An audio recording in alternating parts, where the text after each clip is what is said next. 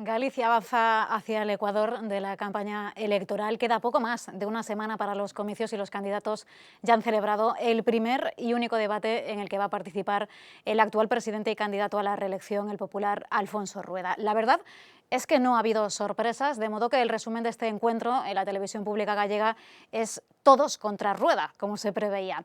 Ese debate de la televisión se traslada hoy a Libertad Digital y me acompaña, como siempre, Raúl Vilas, director de Libertad Digital. ¿Qué tal? ¿Qué tal, Silvia? Y nuestro experto en economía, Manuel Llamas. ¿Qué tal, Silvia? ¿Cómo Bueno, estás? ¿se os está haciendo tan larga la campaña como a los candidatos?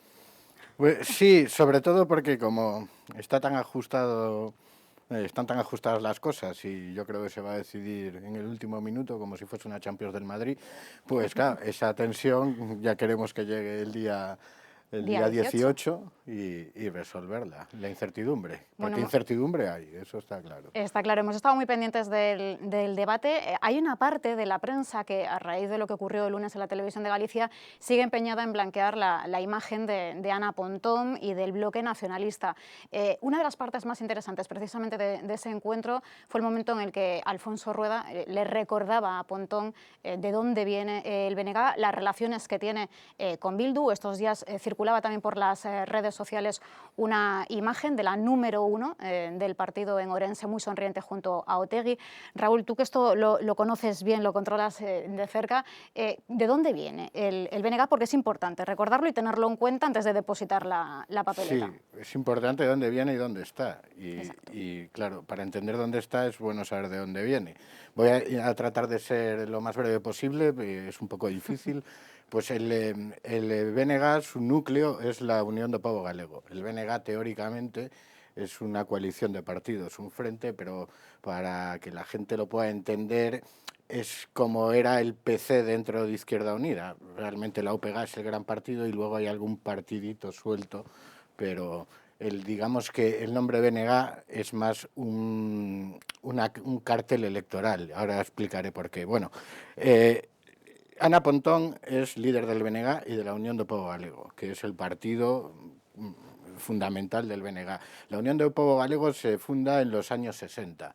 Nace en el ámbito del Consello da Mocidade, Consejo de la Juventud, que era una institución liderada por un personaje que es Ramón Piñeiro, que era un intelectual, un hombre muy formado, culto, moderado, que tenía una actividad fundamentalmente cultural a través de la editorial Galaxia, en la que ya se editaban libros en gallego en esa época, a pesar de que la narrativa esta oficial ahora dice que el gallego estaba prohibido, ¿no es verdad? Hay una revista que se llamaba la revista Grial.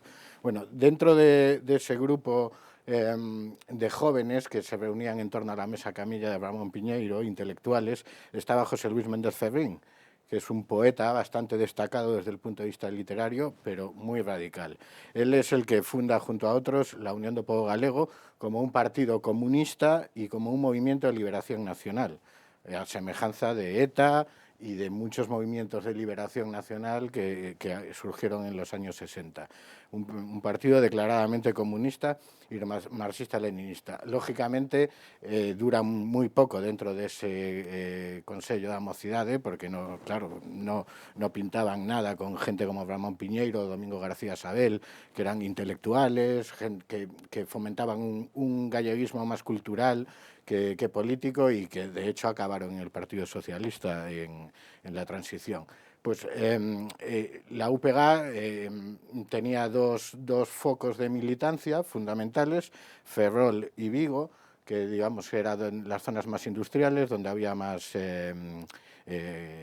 obreros y actividad obrera de la que se nutrían como militantes, y luego estaban pues los intelectuales de la Universidad de Santiago para darle forma. A finales de los 70, ya en pleno proceso de la transición, pues intentan unificar todo lo que es el nacionalismo gallego de izquierdas, pero no lo consiguen. Hay constantes escisiones y durante esa época también se debaten entre si la lucha armada sí o no. hay sectores que la apoyan claramente y otros que no, pero los que no la apoyan es desde un punto de vista más posibilista que ético.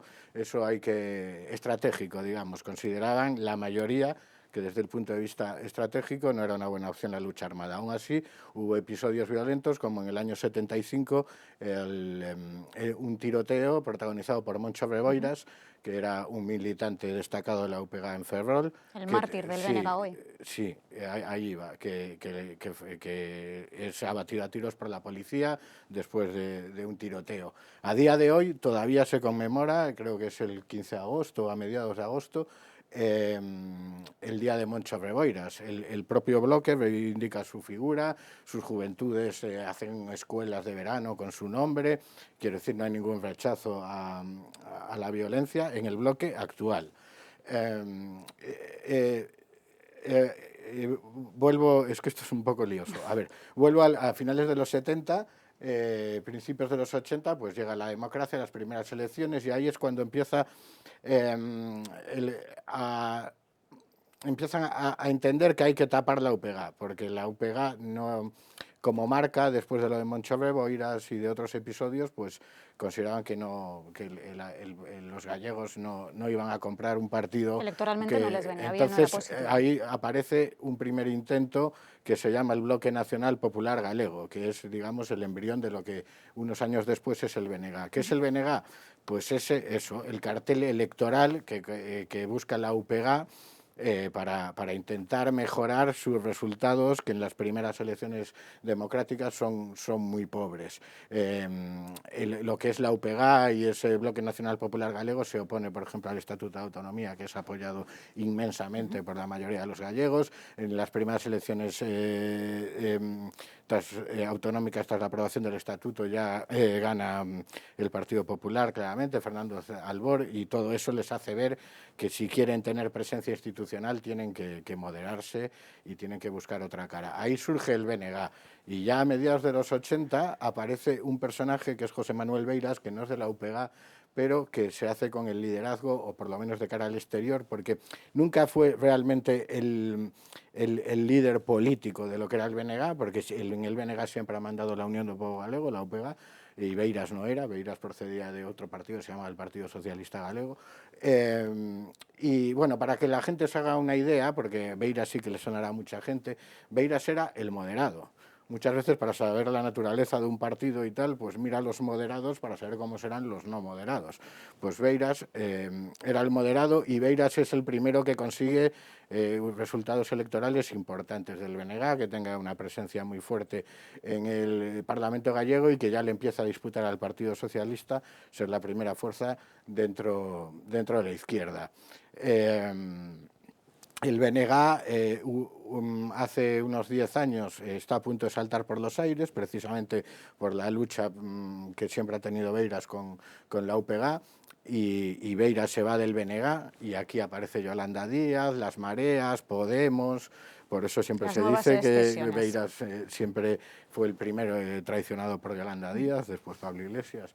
Bueno, el caso es que todo ese proceso que hubo parecía que iba a suponer la desaparición del BNG, porque había surgido una nueva fuerza liderada por Beiras, que era, desde el punto de vista de la popularidad y mediático, la cara más visible del nacionalismo, y además, coincidiendo con el surgimiento de Podemos, las mareas, el análisis que se hacía en principio era: esto va a acabar con el BNG. Sin embargo, lo que sucedió con las mareas, que saltó por los aires, todas esas batallas intestinas que hubo, y cómo se vio que se peleaban por los cargos y que todo eso, que la gente es lo de menos, pues al BNG le benefició mucho, porque se mantuvo en su línea con un liderazgo que es el de Ana Pontón, que es la candidata ahora y que tiene serias posibilidades de llegar a ser presidenta de la Xunta, Y el BNG supo rentabilizar la comparación frente a estos que se están peleando, que son un desastre, que son incapaces de ponerse de acuerdo. El BNG sigue donde ha estado siempre. ¿Y dónde ha estado siempre? Pues en las elecciones europeas, con Bildu y con estos orígenes que acabamos de comentar. Perdón por el rollazo, pero es que es muy difícil sintetizar el asunto. No, pero precisamente por la importancia que tiene el bloque nacionalista, creo que es importante profundizar en lo que es el programa electoral, que ya nadie se lo lee. Dudo mucho que incluso los propios candidatos sepan lo que hay. Manuel, aprovechando que te tenemos aquí como experto en economía, ¿quieren suprimir en Galicia la bonificación del impuesto de patrimonio? ¿Quieren implantar un impuesto a las viviendas vacías? Todo esto nos suena también a nivel nacional, son propuestas que hemos escuchado, o crear también una banca pública. Todo esto, ¿en qué se traduce para el ciudadano de pie en su bolsillo? Que los propietarios en Galicia tengan mucho cuidado. El BNG es el enemigo de la propiedad privada y por lo tanto es el principal enemigo de los propietarios en Galicia. Galicia es minifundista, a diferencia de lo que sucedía en Andalucía o en Extremadura, donde había grandes latifundios, grandes terratenientes. En Galicia la inmensa mayoría de la población es propietaria, pero son pequeños propietarios. En el campo, en el rural, el gallego tiene fincas, tiene tierra. Y tiene casas, más o menos, pero son todos más o menos propietarios. Y la ciudad son propietarios de vivienda. Otra cosa es el tema de los jóvenes, con el tema del alquiler y demás. Pero esos jóvenes en su día también serán propietarios, porque heredarán las viviendas de sus padres. El BNG es el principal enemigo de la propiedad privada. Va a atacar directamente la propiedad privada de los gallegos. Va a atacar a los propietarios gallegos, que son la inmensa mayoría de la población. Ya sean propietarios de tierra en el campo, ya sean propietarios de vivienda en la ciudad. ¿Cómo van a atacar esa propiedad privada? De múltiples formas. En primer lugar, mediante subidas fiscales. Quieren reimplantar el impuesto de patrimonio, que está bonificado al 100% en Galicia, al igual que sucedió, bueno, al 100% no, con una bonificación sustancial, pero siguiendo la línea que puso en marcha la Comunidad de Madrid. Pero no solo eso, porque el impuesto de patrimonio en la actualidad está vigente como consecuencia de un impuesto estatal, sino que van a acabar con las bonificaciones sustanciales a herencias y donaciones. Estamos hablando del impuesto de sucesiones, que en Galicia está bonificado, al igual que en otras comunidades autónomas del Partido Popular, y el impuesto de donaciones, que en la actualidad prácticamente está exento. Las herencias de padres a hijos prácticamente no pagan impuestos, son básicamente nada, y lo mismo sucede con donaciones. El BNG subirá esos impuestos, pero también va a subir los impuestos a los inmuebles, mediante transmisiones patrimoniales en la venta. Esto afecta también a la venta de tierras. También castigando a lo que ellos consideran que son viviendas vacías, aquellas viviendas segundas, terceras residencias, que las tienes, bueno, pues o porque hay gente que no la quiere alquilar o porque la quiere disfrutar voluntariamente para ellos, pues le aplicarán un impuesto. Pero luego hay un ataque indirecto a la propiedad privada. Lo mismo que ha sucedido en Cataluña, carta blanca a los ocupas. En España hay un problema grave de ocupación por culpa de la legislación estatal, del gobierno de PSOE y de Podemos o de Sumar, pero en algunas comunidades autónomas se intenta al menos combatir. En Cataluña hay carta blanca para la ocupación de viviendas y esto el BNG lo va a poner también en marcha. Por lo tanto, insisto, el BNG es el principal enemigo de la propiedad privada y por lo tanto de los propietarios gallegos. Mencionabas la ocupación. Ahora muchas de esas viviendas que están ocupadas están en aldeas, en pueblos perdidos. Quien conoce la realidad gallega sabe de la importancia que tiene, por ejemplo, la Guardia Civil en la comunidad. Bueno, en el programa del BNG se incluye precisamente también asumir en exclusiva las competencias en seguridad pública y también en las carreteras. Esto es a imagen y semejanza de lo que estamos viendo en País Vasco y Navarra. ¿Esto qué es lo que podría ocurrir? ¿Cómo se puede mantener la seguridad en una comunidad tan dispersa poblacionalmente hablando como es la gallega? Bueno, lo primero que implicaría es la creación de una policía autonómica, porque en Cataluña o en el País Vasco ya existe desde hace mucho tiempo los Mossos de Escuadra o la Ertzaintza, pero en Galicia no. Hay un cuerpo que se llama Policía Autonómica, pero que realmente no no tiene ni agentes ni capacidad. Pero es que el BNG va a las elecciones europeas con Bildu siempre. Y con la Esquerra. Sí, sí. En la misma lista. Y por supuesto la Guardia Civil es vista como enemigo y es un buen ejemplo. Volviendo a los orígenes, es que el BNG procede de, o sea, la UPG a finales de los 70 estaba hermanada o coaligada con ETA, con Herri Batasuna, que en aquel momento eran lo mismo, con el Partido Comunista reconstituido, que era el brazo político del Grapo. Y a partir de los años 80, cuando comienza esa moderación y se aparta la marca UPG y se crea el BNG, sectores de la UPG que consideraban que estaban en contra de ese proceso de aparente moderación, pues hay una escisión liderada por este Méndez Ferrín, al que me refería antes, el poeta vigués, que a alguna gente le sonará porque fue presidente de la Real Academia Gallega hace unos años y tuvo así unas cuantas salidas de pata de banco bastante sonoras. El caso es que él funda otro partido que se llama Fronte Popular Galego, idéntico, inspirado en Herri Batasuna, y surge también un grupo terrorista que se llamaba el Exército Guerrilleiro do Pobo Galego, CEIBE, que comete varios atentados, una bomba, por ejemplo, en la sede de la Unión Fenosa, matan a un guardia civil y cuento todo esto para que se vea de lo que estamos hablando. Entonces, claro, si trasladado a la actualidad, pues por supuesto que quieren la expulsión de la Guardia Civil. Digamos que si aplaudían sus asesinatos, pues evidentemente ahora quieren su expulsión. Pero eso es digamos, un ejemplo de todo lo que vendría, porque aparte de las cuestiones económicas que explica Manuel, que nadie se lleve a engaños. Si el BNG llega a la Xunta de Galicia, lo más probable es que el estatus político de Galicia cambie.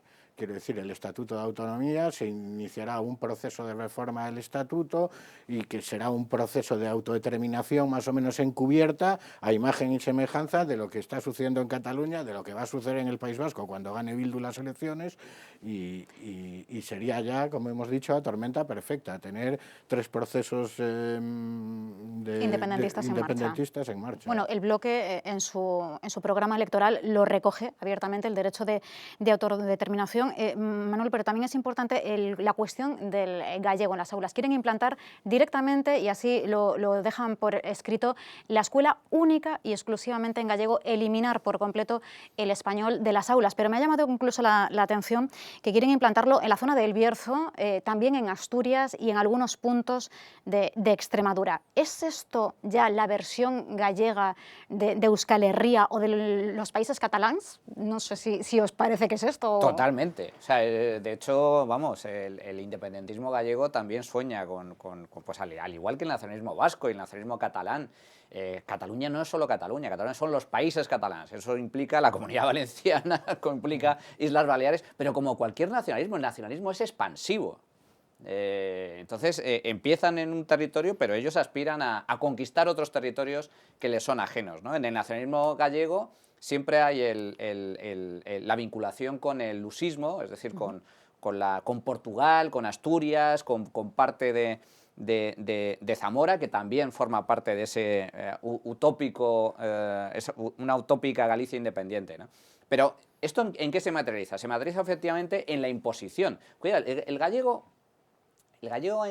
está muy extendido en Galicia, pero con una normalidad palpable, es decir, en el rural gallego, en el campo gallego, es habitual el uso del gallego, al igual que en las ciudades, pero sin excluir, sin marginar al español, al castellano. Y lo que pretende el BNG con esto de la educación única en gallego es no implantar, sino imponer manu militari el gallego, y esto luego tiene consecuencias terribles, como se está viendo en Cataluña. Son barreras absurdas impuestas por el poder político. Y encontramos manifestaciones como la del pasado fin de semana clamando por la falta de médicos que no pueden llegar de otros puntos de España a Galicia porque no conocen precisamente el gallego. Terminamos muy breves. La porra la mantenéis, la semana pasada estabais pesimistas.